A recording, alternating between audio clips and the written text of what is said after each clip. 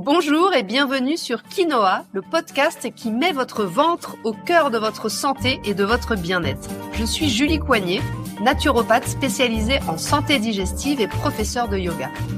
Convaincue que bien digérer, c'est bien vivre, ma mission à travers ce podcast et mon programme phare Happy Baby, Happy Life est de vous aider à retrouver une digestion apaisée et une santé éclatante.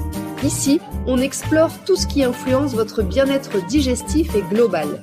Microbiote, équilibre nerveux, alimentation, santé au naturel. Tout ce qui peut vous aider à vous sentir mieux dans votre ventre et donc dans votre vie. Aujourd'hui, dans cet épisode 196 du podcast, oui, vous avez bien entendu, l'épisode 196 du podcast.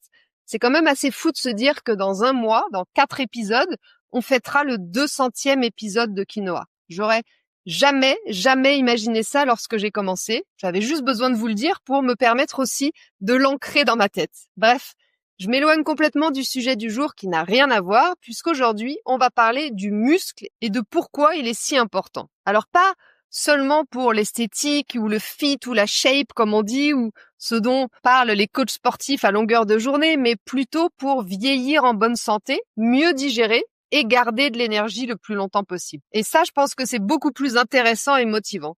Parce qu'après 40 ans, vos muscles, c'est littéralement votre meilleure assurance santé. Pour faire simple, le muscle, c'est ton moteur de longévité. Parfois, je vous tutoie, parfois, je vous vois. J'arrive pas encore à choisir entre les deux, alors j'alterne. Bon, j'espère que ça vous perturbe pas trop. Je reprends. À partir de 30 ans, tu commences naturellement à perdre un peu de masse musculaire chaque année. Et après 40 ans, comme beaucoup d'autres réjouissances qui commencent à arriver, cette perte musculaire, elle va s'accélérer. Résultat, si vous ne faites rien, vous pouvez vous retrouver à 60 ans à avoir perdu jusqu'à 40% de votre force musculaire d'origine. Et si je vous en parle, c'est parce que cette perte, elle n'est pas si anodine. Elle touche à la fois votre énergie, mais aussi votre glycémie, votre digestion, votre sommeil et même votre immunité. Quand vous avez moins de muscles, votre métabolisme ralentit. Donc déjà, logiquement, c'est mathématique. Si ton métabolisme ralentit, ça veut dire que tu vas brûler moins de calories juste à fonctionner et donc que tu risques, si tu manges la même chose qu'avant, de stocker un petit peu plus. C'est pour ça que on commence à prendre des formes si on fait pas attention à partir de 40 ans à peu près, mais aussi que tu vas digérer moins bien. Tu vas te sentir aussi plus fatigué, plus gonflé, parfois même plus lourde intérieurement. Et ce sont d'ailleurs souvent les symptômes que vous me décrivez en phase de périménopause. Lourdeur, fatigue, difficulté à perdre du poids, digestion ralentie. Vous allez peut-être aujourd'hui un peu mieux comprendre pourquoi. Le muscle, c'est aussi ce qui vous permet de stabiliser votre glycémie, puisqu'il agit comme une véritable éponge à glucose. En fait, le muscle, il capte le sucre présent dans le sang pour l'utiliser comme carburant, ce qui aide naturellement à stabiliser la glycémie. Ça permet donc d'éviter les coups de pompe, les fringales et puis les ballonnements aussi qui peuvent être liés au pic d'insuline. C'est aussi le muscle qui soutient le foie et l'intestin, parce qu'un muscle actif va sécréter des myokines, c'est des petites molécules anti-inflammatoires qui vont calmer le corps tout entier, y compris le ventre. Donc autrement dit, plus tu as de muscles, plus ton corps est calme à l'intérieur. Alors voyons le lien direct entre le ventre et les muscles. Tu sais, si tu m'écoutes depuis un moment, tout part du ventre. Là encore, pour nourrir ton muscle, il faut que ton ventre sache bien digérer, parce que le muscle se construit à partir des acides aminés que tu tires de tes protéines. Vous savez, pour rappel, les acides aminés, c'est les petits wagons, de votre train qui est la protéine. Sauf que si la digestion est lente, si ton estomac produit trop peu d'acides, ou si ton microbiote est en déséquilibre, ton corps ne va plus bien assimiler correctement ces protéines.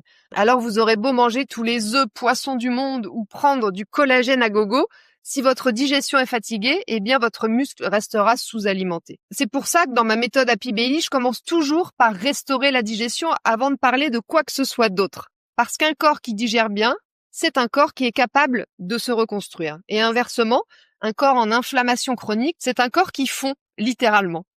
Voyons maintenant comment entretenir ton muscle après 40 ans. D'abord, ça peut paraître évident, mais en le sollicitant. C'est simple, c'est basique, mais c'est la vérité et c'est pas plus compliqué que ça. Encore une fois, pas de magie ici, ni besoin de devenir une athlète de haut niveau, je te rassure, mais ton muscle, il a besoin d'être sollicité. Il a besoin pour ça de résistance pour rester vivant.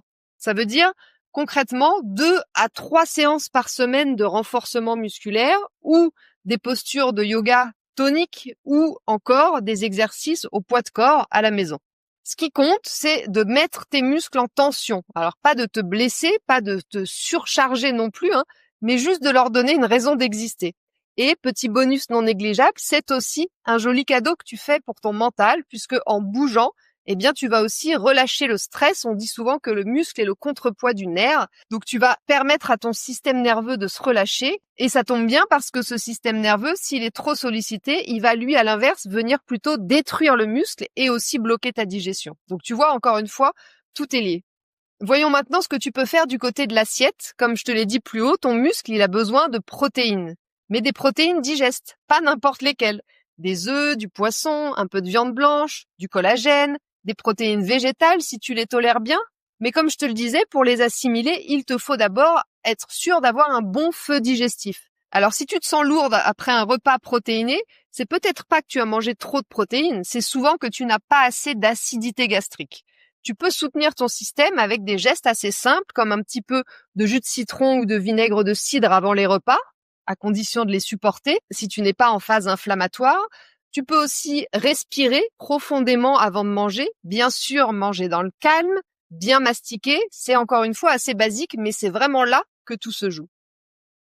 Et puis enfin, parlons maintenant des compléments qui peuvent changer un peu la donne. J'en profite pour te parler de 3 compléments que j'adore et que j'utilise à titre personnel. D'abord, la glycine.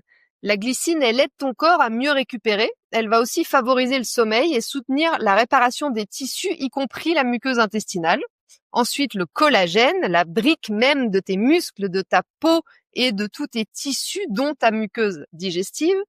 Et enfin, la créatine, qu'on associe souvent à la muscu et à ceux qui veulent devenir hyper bodybuildés, mais en réalité, c'est un incroyable soutien pour les femmes après 40 ans. La créatine, c'est de l'énergie en fait pour tes cellules. Elle va aider ton muscle à rester tonique, elle va aussi améliorer la récupération, soutenir ton cerveau et donner un vrai coup de pouce à ton métabolisme. Moi, j'en prends un petit peu chaque matin, par cure, pas forcément toute l'année, mais par période, un petit peu comme une vitamine. Je te conseille de prendre des produits de qualité également, ça fait toute la différence, bien dosés, comme ceux de chez NutriPure, qui ont de la créatine, ils ont du collagène, ils ont de la glycine, leurs produits sont de très haute qualité, bien dosés et sans additifs. Donc finalement, la clé de la longévité en forme ne serait-ce pas un corps fort, musclé et un ventre apaisé? Eh bien moi je crois que si, et c'est exactement ma philosophie, la philosophie Happy Bailey. Travailler sur ton ventre, oui, mais aussi sur ton corps dans sa globalité. Parce que la digestion, c'est pas juste ce qui se passe dans ton intestin, c'est aussi ton énergie, ta force, ta capacité à te reconstruire. Et ton muscle, eh bien, c'est un peu le reflet de ta vitalité. Si tu veux aller plus loin, que tu veux remettre ton corps en mouvement, retrouver une digestion plus fluide et un véritable équilibre intérieur, je t'accompagne pas à pas dans mon programme Happy Bailey. Tu y retrouveras tous mes conseils, des routines de mouvement, des menus digestes et puis toutes les bases pour réactiver ton métabolisme naturellement. Donc tu vois, finalement, ce n'est pas une question d'âge, c'est une question d'entretien, d'attention et de présence à toi. Ton muscle, c'est ton feu intérieur. Si tu l'entretiens bien, eh bien tu vas continuer à te sentir vivante, tu vas te sentir droite, alignée, stable et pleine d'énergie. Et finalement, tout le reste va suivre assez naturellement, y compris ta digestion. Alors promets-moi une chose, bouge ton corps, mange digeste et prends soin de tes muscles. C'est ton meilleur anti-âge, ton meilleur anti-fatigue, ton meilleur anti-inflammatoire. Voilà, merci beaucoup pour ton écoute. Si cet épisode t'a parlé, eh bien partage-le à une amie. Abonne-toi à la news du ventre que j'envoie tous les jeudis et viens peut-être me dire sur Instagram @juliecoignet comment tu entretiens toi ton muscle, tes muscles au quotidien. Et puis surtout, souviens-toi que chaque petit pas compte et que c'est aujourd'hui que tu construis ta santé de demain. À jeudi prochain.